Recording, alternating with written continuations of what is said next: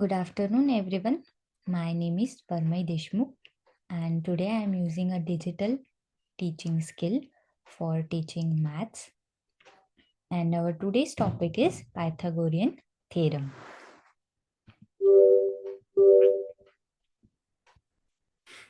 So, what are our targets of today's learnings? So, first we'll define the Pythagorean theorem, then define a right angle triangle, then apply the Pythagorean theorem, and then identify real life applications. So, let's see one by one. Introduction. A Pythagorean theorem states that in a right triangle, the square of hypotenuse is equal to the sum of the squares of the other two sides. So, what Pythagorean theorem states that the in a right angle triangle, the side opposite to the angle is called as hypotenuse, and these two sides are legs. So the addition of the squares of these two sides gives us the square of the hypotenuse. This is what Pythagorean theorem states. So what does it means in the form of equation? A square plus b square. This is a, this is b. The addition of a square plus b square gives us the square of c, which is hypotenuse. Okay. Now, the history behind it. So, what is history behind it? The ancient Greek mathematician and philosopher Pythagoras is credited with discovering this relationship in 6th century BCE due to the prominence of his religious mathematics school in Croton, Italy. So, जो Pythagoras था उन्होंने 6th century में ये जो Pythagorean theorem है उसकी discovery की. उनका रिलीजियस मैथमेटिक्स स्कूल था क्रोटोन इटली में. और that said, it was likely independently discovered in several different cultures. There is evidence of its use in Egypt, Babylon, and China as far back as the 20th century BCE.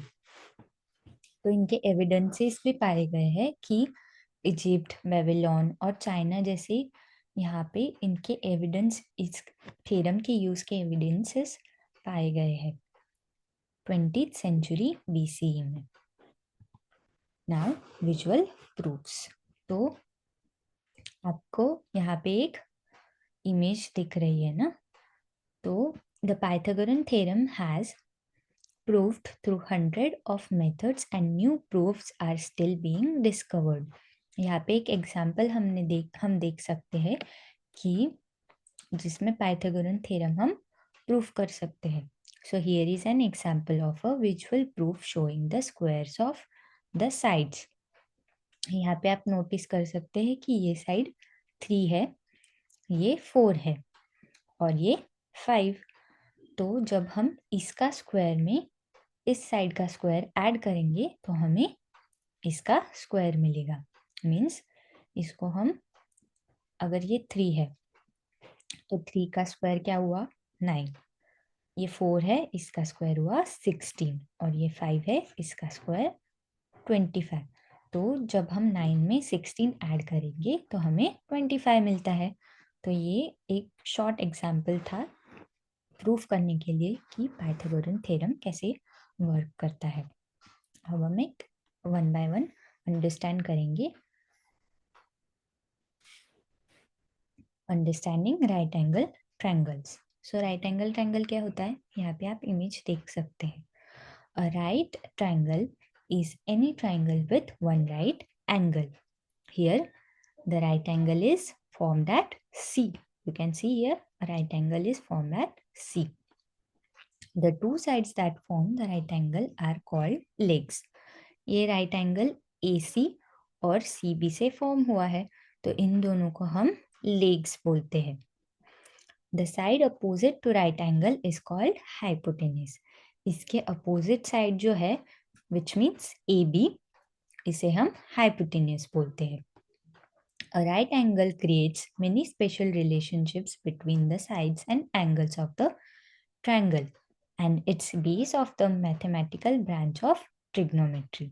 So right angle triangle trigonometry के branch का एक special क्या बोल सकते हैं relationship है उसके बीच में. अब कैसे यूज करना है पाइथागोरियन थ्योरम. सो उसके 3 स्टेप्स है. फर्स्ट स्टेप में आपको आइडेंटिफाई करनी है कि कौन सी लेग्स है और कौन सी हाइपोटेनियस है. देन उसके बाद में आपको कौन सी साइड फाइंड आउट करनी है उसको आइडेंटिफाई करना है. And then you have to put it into the formula. Let's see one by one. So first step is identifying the adjacent base of the triangle and hypotenuse and note their lengths. तो हमने देखा कि जो angle form होता है उसको लग के जो साइड्स रहती है उसको हम लेग्स बोलते हैं. और डिटेल में हम बेस और एडजेसेंट बोलते हैं उसको. और जो अपोजिट साइड होती है एंगल की विच इज सी उसको हम हाइपोटेनियस बोलते हैं. तो हमें पहले एडजेसेंट बेस और हाइपोटेनियस कौन सी है इसको आइडेंटिफाई करना रहता है. Then our second step is determine which side you are trying to find. अभी इस इमेज में आप देख सकते हो कि हमें A की वैल्यू दी है 8 और B की वैल्यू दी है 15 इंच. तो अभी हमें फाइंड आउट कौन सी वैल्यू करनी है. So we have to find out the value of C. So in the third step, substitute your length into the Pythagorean theorem equation and solve for the missing value. अभी जैसे हमें formula पता है कि a square plus B square equals to C square. तो हमें a और b की वैल्यू पता है. तो हम निकालेंगे 8 का स्क्वायर और 15 का स्क्वायर और उसे ऐड करेंगे तब हमें हाइपोटेन्यूज की वैल्यू मिलेगी. So 8 का square is 64 and 15 square is 225 is equal to C square. Now addition of these both is 289 is equal to C square. अभी हमें सिर्फ C की वैल्यू चाहिए तो हमें ऐसा नंबर ढूंढना पड़ेगा जिसकी वैल्यू है जिसका स्क्वायर है 289. तो 17 का स्क्वायर है 289. Therefore the value of C is 17. सो इससे हमें तीनों की वैल्यू पता चल गई कि A 8 है, B 15 है और C is equal to 17. Okay. Now real life applications. तो रियल लाइफ एप्लीकेशन में हम कहाँ यूज कर सकते हैं. तो बिल्डिंग्स में यूज कर सकते हैं पाइथागोरन थ्योरम. आर्किटेक्चर में यूज कर सकते हैं. Then navigation and GPS. आप सोच रहे होगे नेविगेशन और जीपीएस में क्यों. तो हमें दो डिस्टेंस की अगर दो डिस्टेंस होगी उसके बीच में का जो भी डिस्टेंस है वो हमें फाइंड आउट करने में हेल्प करता है. इसके लिए नेविगेशन और जीपीएस में भी यूज होता है. Then games and sports. Different हम गेम पे डिफरेंट एंगल से हमें मारना पड़ेगा फुटबॉल को तभी वो गोल में जाएगा. तो these are the real life applications which are in which Pythagorean theorem is used. Now हम summary देखेंगे कि हमने क्या क्या पढ़ा. So the Pythagorean theorem describe the relationship between the sides of right angle triangle. हमने एकदम स्टार्ट में देखा कि राइट एंगल ट्रायंगल के जो साइड्स है जैसे कि एडजेसेंट, बेस, हाइपोटेन्यूज इन सब के रिलेशनशिप में ही पाइथागोरन थ्योरम यूज होता है. Then it can be used to find the missing side of the right angle triangle which can be applied to solve many real life problems. So Pythagoras theorem में से हम जो भी हमें missing side होगी वो हम इजीली फाइंड आउट कर सकते हैं उसको फॉर्मूला में यूज करके.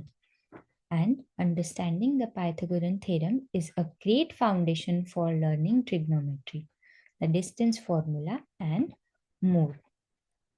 So in this way हमने राइट एंगल को अंडरस्टैंड किया. उसके बाद हमने उसकी स्टेप्स देखी कि वन बाय वन हम कैसे पहले आइडेंटिफाई करेंगे सब साइड्स को, which is adjacent and base which are called legs. उसके बाद हम हाइपोटेनियस को आइडेंटिफाई करेंगे. देन हम आइडेंटिफाई करेंगे कि हमें कौन सी साइड फाइंड आउट करनी है, मतलब हमें कौन सी साइड मिक्सिंग है. एंड देन जो हमारा A square plus B square is equal to C square, ये जो हमारा फॉर्मूला है पाइथागोरन थ्योरम का, जो इक्वेशन है, उसमें हम वैल्यूज पुट आउट करेंगे. और उसके बाद हमें इस यहाँ पे हमने देखा कि हमें जो भी मिसिंग वैल्यू होती है वो बराबर से मिल जाती है.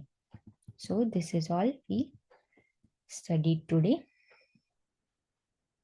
Thank you.